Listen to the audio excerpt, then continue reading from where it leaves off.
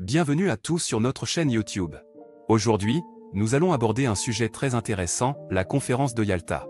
Vous allez découvrir comment Staline, Roosevelt et Churchill ont pris des décisions qui ont influencé le destin de l'Europe.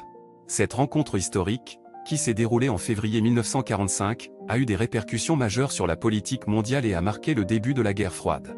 Restez avec nous jusqu'à la fin de la vidéo pour en apprendre davantage sur les discussions secrètes, les accords controversés et les conséquences durables de cette conférence. N'hésitez pas à vous abonner à notre chaîne, à liker cette vidéo et à laisser vos commentaires. C'est grâce à votre soutien que nous pouvons continuer à vous proposer du contenu de qualité. La conférence de Yalta, comment Staline, Roosevelt et Churchill ont décidé du destin de l'Europe. La conférence de Yalta, qui s'est tenue du 4 au 11 février 1945, marque un tournant décisif dans l'histoire de l'Europe. Les grands dirigeants de l'époque, Joseph Staline, Franklin D. Roosevelt et Winston Churchill, se sont réunis dans la station balnéaire de Yalta, en Crimée, afin de discuter du sort de l'Europe après la Seconde Guerre mondiale. Cette conférence, qui s'est déroulée dans un contexte de victoire imminente des Alliés sur l'Allemagne nazie, a été marquée par des débats intenses et des négociations serrées. Les trois leaders ont fait face à des enjeux complexes et divergents, et la manière dont ils ont décidé du destin de l'Europe a eu des répercussions majeures dans les décennies à venir. L'un des sujets les plus débattus lors de la conférence de Yalta a été la question des frontières et des territoires. Staline, cherchant à étendre l'influence de l'Union soviétique, a insisté pour que l'URSS obtienne des concessions territoriales à l'est de l'Europe. Roosevelt et Churchill, quant à eux, étaient préoccupés par l'équilibre des pouvoirs et souhaitaient maintenir une certaine stabilité dans la région.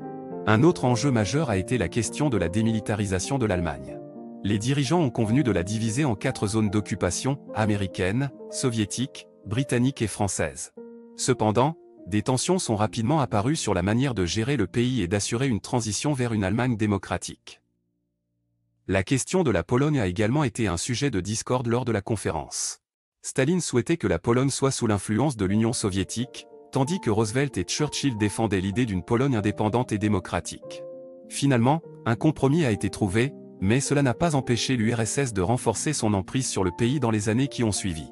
Au-delà de ces questions spécifiques, la conférence de Yalta a également jeté les bases de l'ordre mondial de l'après-guerre. Les dirigeants ont convenu de la création de l'Organisation des Nations Unies dans le but de maintenir la paix et la sécurité internationale. De plus, ils ont discuté de la nécessité de traduire en justice les criminels de guerre nazis et de mettre en place des mécanismes de dénazification en Allemagne.